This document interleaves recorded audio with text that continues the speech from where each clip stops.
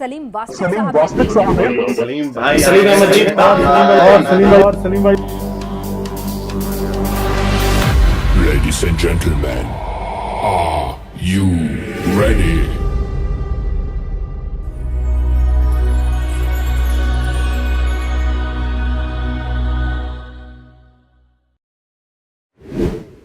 माशाल्लाह हमारे सलीम अहमद नास्तिक भाई तशरीफ ला चुके हैं। मैं वेलकम कहता हूँ सलीम अहमद नास्तिक साहब। कैसे हैं सर आप? सलीम अहमद नास्तिक साहब, आपने आज हमारे लिए टाइम निकाला अपने कीमती वक्त में से, उसके लिए हम आपके बहुत बहुत मशकूर हैं। मैं थोड़ा सा बैकग्राउंड आपको बता दूं, हमारे साथ और भी एक्स मुस्लिम जो हैं जिनसे हमारा पाला पड़ा है, लेकिन वो तो बढ़ चढ़ के हिंदू मुस्लिम फसाद करवाने में लगे हुए हैं और दिन रात कोई वक्त ऐसा नहीं है जिस टाइम में इनके दिल में ये जहर मौजूद ना हो और ये उसको उगल ना रहे हों। और उसके जो नताइज निकल रहे हैं, फिर खुसूसन देखा गया है जो हमारी इंफॉर्मेशन हैं, मैं समझता हूँ बड़ी बदकिस्मती ये है कि हुकूमत ने कानून तो बनाया हुआ मुल्क के अंदर कि आप ब्लास्फेमी नहीं कर सकते, एक दूसरे के मज़हब पे आप इस तरीके से कीचड़ नहीं उछाल सकते, लेकिन उसके बावजूद इंडिया के अंदर ये काम सरकार की नाक के नीचे हो रहा है और सरकार होश के नाखून नहीं ले रही, बल्कि बड़े नाखुशगवार सरकार के जरिए ही हो रहा है। नाक के नीचे तो गलत शब्द है, सरकार के जरिए ही हो रहा है। सरकार के जरिए ही हो रहा है। नाक के नीचे तो गलत शब्द है, सरकार के जरिए ही हो रहा है। खुल के बोलने वाला आदमी हूँ मैं, किसी से बिल्कुल नहीं दबता ना मैं डरता। ये खुद सरकार ही करा रही है। आप अगर 2014 से पहले का भारत देखोगे तो यहाँ इस तरह का हिंदू मुस्लिम फसाद इतना नहीं था, बहुत ही कम था, और आपस में खाइयां इतनी गहरी नहीं थी जितनी ये अब हो चुकी है। क्या चाहिए बेटा? सलीम भाई, हम भी यही कह रहे हैं और हमें ये बड़ी परेशानी है। आपने बड़ी खुल के ये बात की, हालांकि ये बात करना तो चाहिए। कब तक हम चुप रहेंगे, कब तक हम खामोश रहेंगे? अगर जनता इस बात को नहीं उछालती, इस पे बात नहीं करती, तो ये मसाइल गंभीर होते जाएंगे और बढ़ते चले जाएंगे। ये बड़ी अफसोस वाली बात है कि किसी ऐसे एजेंडे पे हुकूमत खुद ही काम करने लग जाए, बजाय ये कि मुजरमों को कैफरे किरदार तक पहुंचाया जाता। आपने देखा होगा कि गुफ्तगू के माहौल को भी इन्होंने इनके चैनल्स पे अगर जाया जाए, इन ब्लास्फेमर्स के चैनल पे, तो इन्होंने मछली मंडी बनाया हुआ यार। गालियां तक देते हैं, माँ बहन की गालियां देते हैं, इस हद तक बेहुदा गुफ्तगू करते हैं। कोई भी आदमी चला जाए तो उसकी तौहीन करना, उसके मजहब की तौहीन करना, उसका मजाक उड़ाना, ये उनका वतीरा है। तो इस तरह के लोगों को प्रमोट करना, मैं समझता हूं कि नहायत बददियानती वाला काम यह है। और हम कोशिश कर रहे हैं इस्लामिक अवेकनिंग चैनल के जरिए से, ईमान यूनियन चैनल्स के जरिए से, कि ये जो गुफ्तगू करने का तरीका सलीका है इसको बेहतर किया जाए। इसमें मसला नहीं है यार कि अगर किसी को इस्लाम के ऊपर कोई एतराज है, हिंदुइज्म के ऊपर एतराज है, नास्तिका के ऊपर, मतलब जो मुलहदीन है उनके ऊपर एतराज है, तो सबको राइट है यार कि ये एतराज रखें, एक दूसरे के साथ गुफ्तगू भी करें। हम ये चाहते हैं कि भाई गुफ्तगू होनी चाहिए, एक दूसरे की तौहीन ना करें, ब्लास्फेमी ना करें, माहौल तो ऐसा होना चाहिए। लेकिन हमने ये देखा, खुसूसन न्यूज नेशन के हवाले से, सलीम भाई, मेरा जो अपना एक्सपीरियंस है मैं वो शेयर करता हूं आपसे। मुझे एक अरसा हो गया न्यूज नेशन को देखते हुए। न्यूज नेशन के ऊपर जो प्रोग्राम होते हैं, मैक्सिमम कोई प्रोग्राम ऐसा नहीं है कि जिस प्रोग्राम के अंदर जिस एक्स मुस्लिम को बिठाया जाता है उससे गलत आयात कोट ना करवाई जाती है।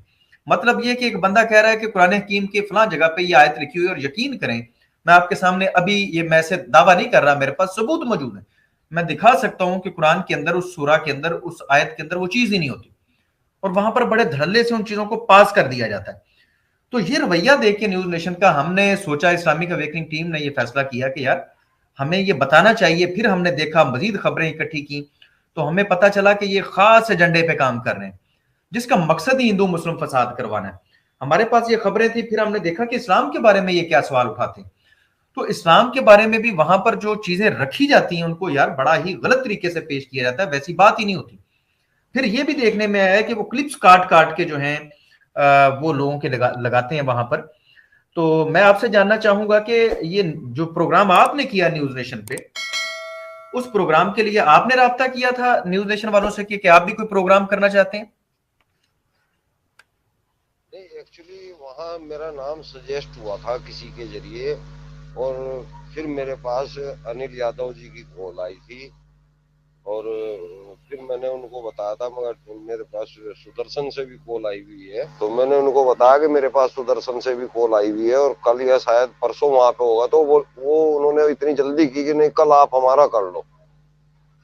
मगर ठीक है कर लेते हैं। तो कल अगले दिन उनके पास मेरा हो गया। अब एक्चुअली क्या होता है कि जब हम किसी आलिम से बात करने जाते हैं तो हम अपने कुछ पॉइंट तैयार करके जाते हैं, या तो याद करके जाते हैं या उनको लिख लेते हैं किसी भी तरह से। तो मैं भी अपना एक फर्रा पूरा पेज का लिख के लेके गया था रेडी करके कि मैंने ये सवाल करने, इस पे मौलाना ने ये जवाब देना है, तो मैंने फिर वापस पलट में ये कोट करना है। मैं अपनी पूरी तैयारी करके गया था एथिज्म के लिहाज से। अब जब मैं वहां जाता हूं तो पहले ऑफिस में बिठाया जाता है, वहां अनिल यादव जी मुझे मिलते हैं, वहां चाय पानी होती है हमारी। चाय पानी के बाद वो थोड़ा सा मुझसे जानकारी लेते हैं, मैं दे देता हूँ। उसके बाद मुझे डायरेक्ट स्टूडियो में बैठा दिया जाता है, वहां पे कुर्सी के ऊपर सामने कैमरे वगैरह लगे हुए हैं। तब पिनाज मैडम आती हैं और आते ही वो पहले मुझसे मुखातिब होती हैं और बोलती हैं, सलीम जी आज जो हमारा टॉपिक है वो है लव जिहाद। मैंने कहा जी फिर क्या करना लव जिहाद का? बोले आपने हमें कुरान से या हदीस से ऐसी कुछ आयतें या रेफरेंस देने हैं निकाल के जहां पे लव जिहाद का कोई जिक्र हो। आपने हमें कुरान से या हदीस से ऐसी कुछ आयतें या रेफरेंस देने हैं निकाल के जहां पे लव जिहाद का कोई जिक्र हो। मैंने कहा गुरु यार ऐसा तो कोई कुरान के अंदर ऐसा तो कोई है नहीं है लव जिहाद, तो ये तो बाहर की बातें हैं, इसका तो इस्लाम के अंदर तो कोई मायने नहीं है ही नहीं है ऐसा कोई जिक्र। तो ये तो एक सवाब का काम बताया गया कि अगर हम किसी का धर्म परिवर्तन कराते हैं, इस्लाम में उसको मुसलमान बनाते हैं, तो उसको एक अजर मिलेगा, उसका एक सवाब है। ये कहीं अच्छा सलीम जी, इस्लाम के अंदर कहीं उन्होंने आपसे ये तो नहीं कहा सलीम जी, कहीं उन्होंने जब आपने ये जवाब दिया कि इस्लाम के अंदर ये लव जहाद वाली बात नहीं है और वो चाह रही थी कि इसके ऊपर रेफरेंस दे, तो उन्होंने आपसे ये नहीं कहा कि कहीं से घुमा फिर आके कर दें बात, कोई बात नहीं संभाल लेंगे, ये हुआ था। दे दें कोई रेफरेंस लव जहाद पे? क्या ये बात नहीं संभालेंगे, दे दें कोई रेफरेंस लव जहाद पे? क्या ये ये ऐसा ही हुआ था। उन्होंने कहा था कि नहीं कोई धर्म परिवर्तन की उस पे हो रहा हो कुछ। तो मैंने कहा हाँ धर्म परिवर्तन के बारे में है, काफी आयतें हैं, उनमें से मैं कुछ कोट कर दूंगा। तो बाकी मैं तो तैयारी किसी और बात की लेके आया था, आप इस मुद्दे पे मेरी बातचीत कराओ मौलाना से और फिर देखते हैं बातचीत। तो बोली नहीं नहीं हमारा मैटर ही यही है, आज हमारा मैटर ही है। मेरा यार मेरा मूड ऑफ हो गया, लेकिन मैं जब पहुंच ही गया स्टूडियो में कैमरे के सामने, में कहा चलो इस टाइम को तो पूरा कर ही देते हैं। तो वो मैंने अपनी इच्छा से नहीं किया, मजबूरी में किया। अच्छा ठीक है।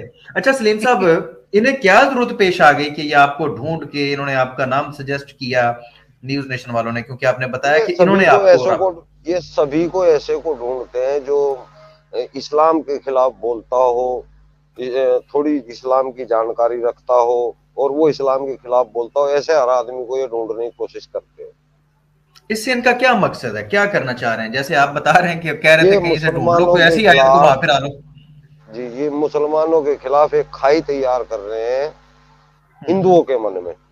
और आज का हिंदू ऐसा नहीं था जैसा कि आज हो चुका है। पहले हिंदू बहुत बढ़िया आदमी होते थे, उनके मन में कोई नफरत नहीं होती थी, लेकिन आज का हिंदू जो है अंदर ही अंदर मुस्लिमों से बहुत नफरत मन में आ चुकी है। और ये बीज बोया जा रहा है ऐसे ऐसे चैनलों की वजह से, ये बीज बोया जा रहा है ऐसे ऐसे चैनलों की वजह से, ऐसे ऐसे लोगों की वजह से जो एक्स मुस्लिम इंसानियत के देवता बन के आते हैं ना, ये साले इनकी बहन की टांग मारू, ये इंसानियत के देवता बनते हैं। अबे मुसलमान क्या इंसान नहीं होते क्या मुसलमान? तुम उनके साथ में इस तरह से बर्ताव करते हो, उनको इस तरह, मानता हूँ कुछ लोग गलत हैं, हर मुआशरे में गलत है, खाली मुसलमान के अंदर ही नहीं है, हिंदुओं में भी गलत है। तो उनको लेके हमें पूरे मुआशरे को गलत साबित नहीं करना चाहिए। जी अब वेरी राइट, वेरी राइट। अच्छा ठीक हो गया सलीम अहमद नासिक साहब, जैसा कि आपने बताया, बड़ी जबरदस्त बात बताई कि उन्होंने कहा है कि कोई कोशिश कर लें यार, कोई थोड़ी बहुत कोई निकाल लें इस टॉपिक पे बात, कोई खड़ लें, बना लें, पेश कर दें। तो उसके बाद क्या इन्होंने ये भी आपसे कहा था कि अगर आप प्रोग्राम करते हैं तो कोई आपको पैसे पूसे भी दिए जाएंगे, या बस कहते हैं फ्री में कर दें प्रोग्राम? नहीं फ्री में तो वहाँ ये किसी को नहीं बुलाते हैं, पैसा सबको मिलता है वहाँ पे। और मुझे अच्छा ये नहीं पता कि सबको कितना मिलता है कितना नहीं मिलता। मेरे सामने 7,000 का चेक आ रहा है। अच्छा, ये जो मुसलमान वहां पर बना के पेश किए जाते हैं, कई दफा उन्होंने कहा है कि हम कोई स्कॉलर नहीं है, आपने हमारे नाम के साथ गलत स्कॉलर लिखा, हमने आपको बताया था कि हम स्कॉलर नहीं। उस पे भी त्यागी जो है वो माजरत तो नहीं करती। तो क्या ऐसे लोगों को जिनको इस तरीके से आलम दीन बना के पेश किया जाता है, उनको भी ये पैसे देते हैं? हमें तो ये हाँ पता चला बिल्कुल, है। वो पैसे के लिए आ रहे हैं जी। हम तो चलो हम्म हमारे जैसे आदमी तो बिल्कुल पैसे के लिए नहीं जा रहे, लेकिन वो तो आ ही स्पेशल पैसे के लिए रहे हैं। उनको हम्म पता भी है कि हम जलील होंगे। वो उनको दस कैसे बारह पता है हजार रुपए के लिए सलीम भाई, उनको उनको वो कैसे पता है कि वो जलील होंगे? उनकी तैयारी यही होती है। उनको इंस्ट्रक्शन ही यही दी होती है कि आपने कुछ भी ऐसे शब्द नहीं देने कि आप हम्म। जीत जाओ आप किसी भी तरह से अस्तगफिरुल्लाह, ये तो फिर ये डिबेट में। देखे ना, ये तो फिर पूरा ड्रामा हो गया। पब्लिक भी ड्रामा ही चाह रही है इस वक्त। सही हमें कह ये रहे भी हैं आप। पता चला है कि ये बार दफा जो जिनको ये बुलाते हैं ना एक्स मुस्लिम्स को, उनको ये कहते हैं ठीक तरह से ये टॉपिक है भाई, इस पे तैयारी करके आए। जो हमारी अपनी हाँ खबरें हैं, कहते हैं भाई हाँ ये टॉपिक है, इस पे तैयारी त्योरी करके आए। और जो लोग आते हैं, एक तो उन्हें वहां इंस्ट्रक्शन दी जाती है कि आपने ऊंची आवाज में नहीं बोलना, आपने इनको क्रॉस नहीं करना। मुसलमान जिनको मुसलमान बना के पेश किया जाता है, वल्लाह आलम मुसलमान है नहीं है, क्या चक्कर है, उनसे उनको टॉपिक भी नहीं बताया जाता। जबकि ये जो एक्स मुस्लिम्स होते हैं, इनको टॉपिक बताया जाता है कि इस पे अच्छी तैयारी करें जरा। हाँ, ऐसे ही है जी। और मुझे तो खैर वहां जाके इंस्ट्रक्शन मिली थी, यहाँ पे नहीं मिली थी। मुझे तो हम्म वहां जाने के बाद, स्टूडियो में जाने के बाद मिली थी। हम्म। हम्म। अच्छा, बाकी जो अनिल ये यादव साहब प्रॉपर हैं। है उनको उनको शायद पहले से मिलती हो। जी जी, अनिल यादव साहब जिनका आपने जिक्र किया है, उनके बारे में थोड़ी बहुत हम भी जानकारी रखते हैं।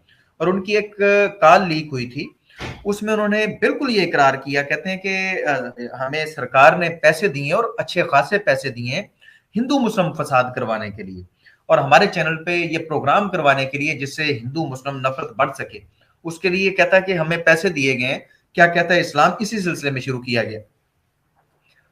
अच्छा, पता नहीं, आपने मेरे को इस पे भेजी क्या थी वो कहते हैं आप? क्लिप। आपने मेरे को वो क्लिप भेजी थी और मैंने अनिल यादव अनिल ने ये खबर यादव दी को, है। हाँ मैंने अनिल यादव को भी वो क्लिप भेज दी। और कमाल की तो बात यह है कि अनिल यादव, मुझे अब ऐसा लग रहा है कि वो डर चुका है। कमाल की तो बात यह है कि अनिल यादव, मुझे अब ऐसा लग रहा है कि वो डर चुका है। कमाल की तो बात यह है कि अनिल यादव, मुझे अब ऐसा लग रहा है कि वो डर चुका है, क्योंकि उसने उस क्लिप के बाद मेरे को हाँ कुछ भी बिल्कुल। जवाब दिया ही नहीं है और कॉल भी नहीं मेरी पिकअप की। तो मुझे असल ऐसा में ना लग रहा है उसकी कि वो ये डर कॉल चुका लीक है। हुई है, तो वो तो बिल्कुल एक्सपोज हो गया, वो आप भी बता रहे हैं। तो मैं आपसे और भी जानकारी लेना चाहूंगा। ये जो एक्स मुस्लिम जिनको बैठाया जाता है, जो कैटेगोरिकल सबको पता है कि ब्लास्फेमर्स हैं, बदतमीज हैं, उनको वहां पर बिठाना, उनको इतनी रिस्पेक्ट देना और उनसे झूठी आयात बनवा के पेश करवाना, पब्लिक के अंदर ये पैगाम दिलवा देना कि इस्लाम के अंदर लिखा हुआ, हालांकि वो नहीं लिखा होता। जब और ये हमारे साथ भी हिंदू भाई उन्हीं का दिया जाता है चैनल के ऊपर, साथ भी उन्हीं का दिया जाता है, एक्स मुस्लिम का। मौलाना का कोई हाँ साथ नहीं दिया जाता। हाँ बिल्कुल, हम्म। मतलब वो पिनाज के साथ भी ना डिबेट करनी है, उनके साथ भी डिबेट करनी है, और फिर उनको एक एजेंडा दिया हो कि इससे आगे आपने बात भी नहीं करनी। मैंने तो देखा है ये वहां पर उन्हें डांटने लग जाते, चुप चुप, ऐसे ऐसे तक मैंने सुनी है इसकी पिनाज की बातें, कि कह रही है चुप, इससे आगे बात नहीं करनी, और वो चुप करके और बैठ देखो जाते। कितना बड़ा ड्रामा करते हैं कि चले जाओ छोड़ के, चले जाओ छोड़ के। हाँ वो चले जाते हैं ना वो छोड़ के, फिर अगली हाँ बार फिर बिल्कुल। आ जाते हैं वो। जो इंसान हाँ एक बार छोड़ के चला गया वो अगली बार कैसे आ रहा है, इसका मतलब एजेंडा समझ में आ रहा है नहीं आ रहा है। बिल्कुल आ रहा है। हम्म। नहीं, इस पे अब थोड़ी सी मान रोशनी लीजिए, डाल दीजिए कि आप इस पे थोड़ी सी रोशनी डालिए, ताकि आवाम को थोड़ा सा पता चले कि वो दोबारा फिर क्यों आता है, जब वो छोड़ के जा रहा है दोबारा क्यों आ रहा है। वो एक जबरुल कादरी थे जिनके साथ मेरी डिबेट हुई थी वहां पे मौलाना।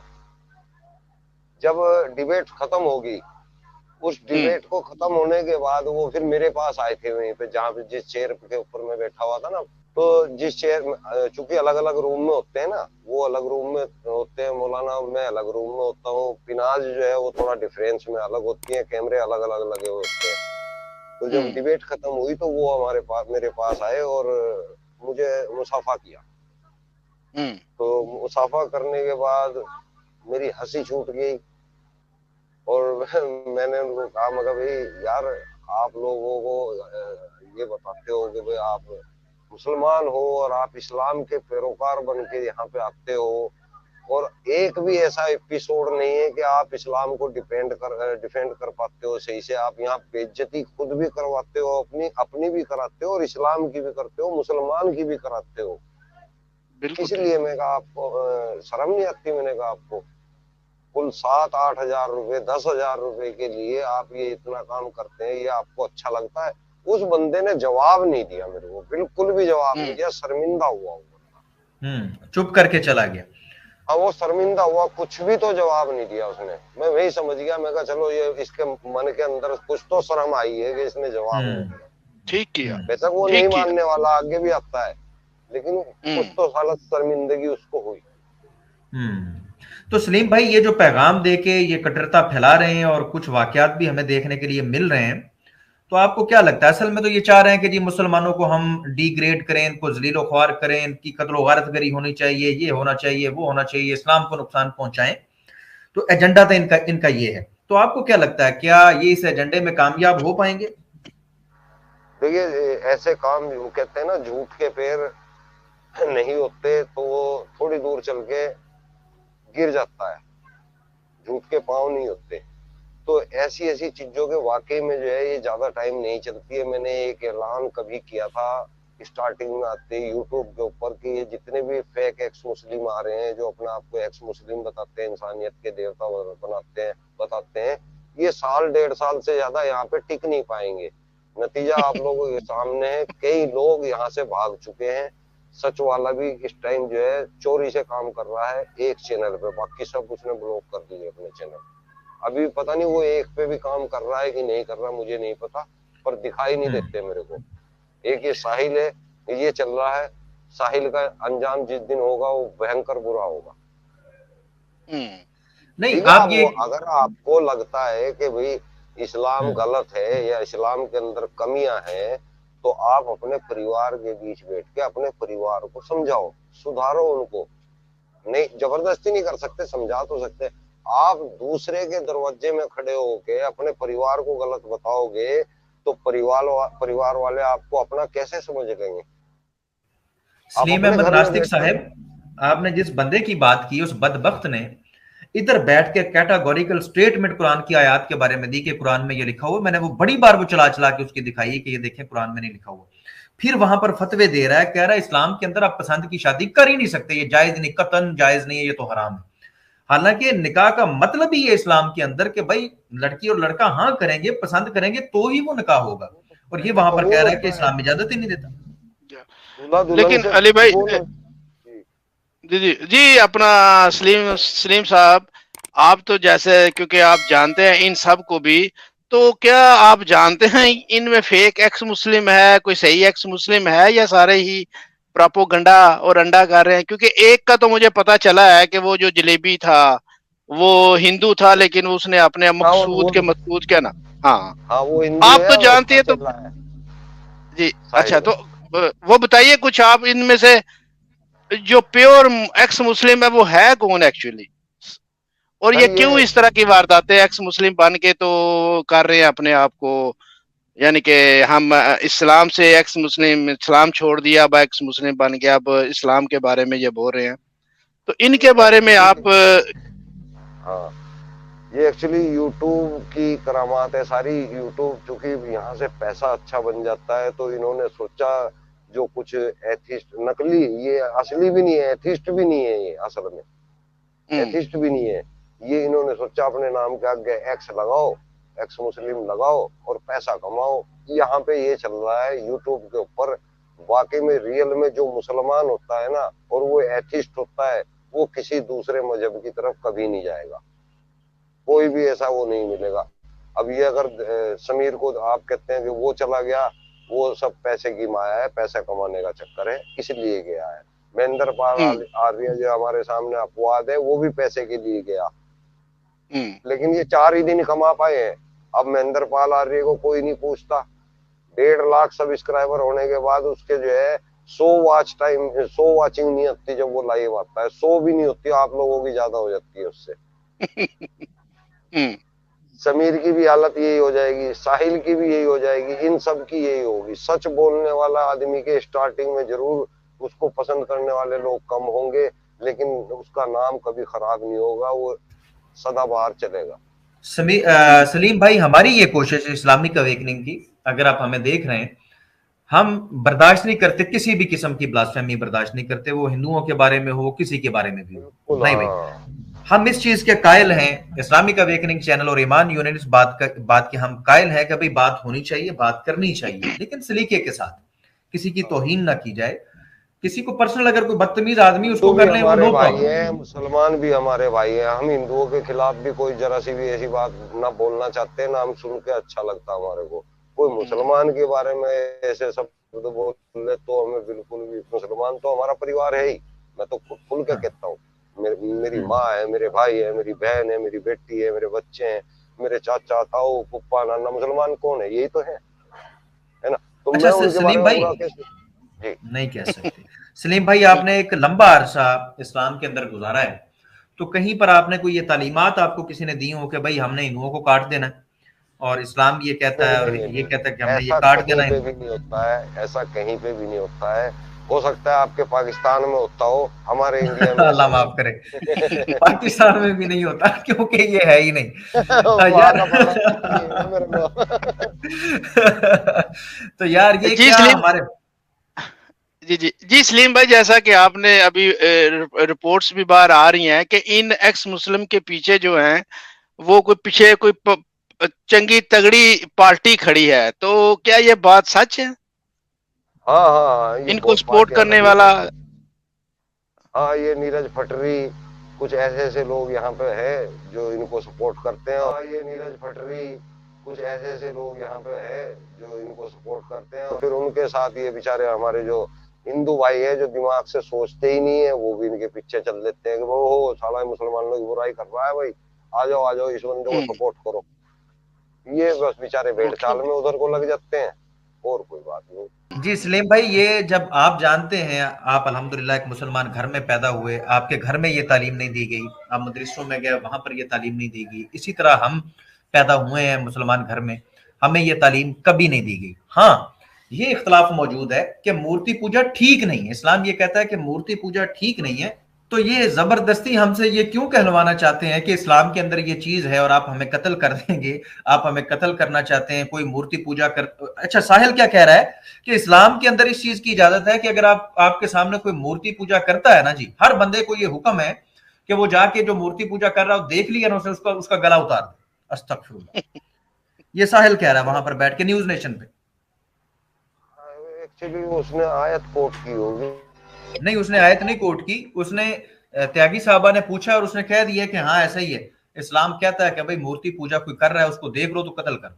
अब कोई भी आयत ऐसी नहीं है जहां पर लिखा जो मूर्ति पूजा कर रहा हो उसको कत्ल कर दो, कहीं पर भी नहीं लिखा।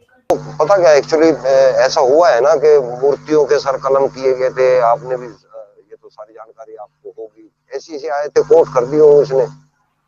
नहीं, आयत ऐसी कहीं पर भी नहीं है कि मूर्ति पूजा जो कर रहा है कोई आयत उसकी नहीं, आप गर्दन उतार दो। और हाँ मूर्ति पूजा, ऐसा कुछ नहीं है।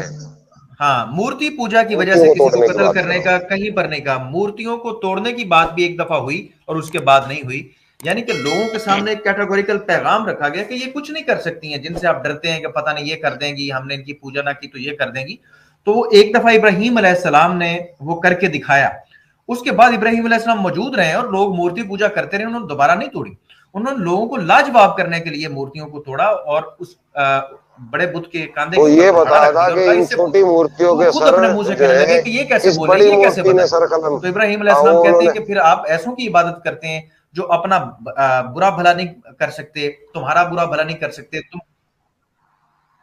सबक देने के लिए मूर्तियों का सर कलम किया था, छोटी मूर्तियों का। और जब लोगों ने आगे हाँ, ये वो पूछा, समझाने के लिए कि ये हाँ कुछ जब नहीं कर लोगों ने सकते, आगे उन्होंने अपने पूछा कि मुंह से भाई ये कह भी ये दिया कि सर कलम बिल्कुल ये क्यों कुछ नहीं किए कर तुमने सकते। इनके, तो उन्होंने कहा मैंने नहीं किए, ये जो बड़ी मूर्ति है इसने किए। हाँ तो बोले कि बिल्कुल। मूर्ति कैसे सर कलम कर देगी? तो बोले जब हाँ मूर्ति सर कलम नहीं कर सकती तो और क्या कर देगी? फिर वो कुछ बिल्कुल भी नहीं कर सकती, इस बात को समझो। बिल्कुल ये समझाने के लिए किया गया था।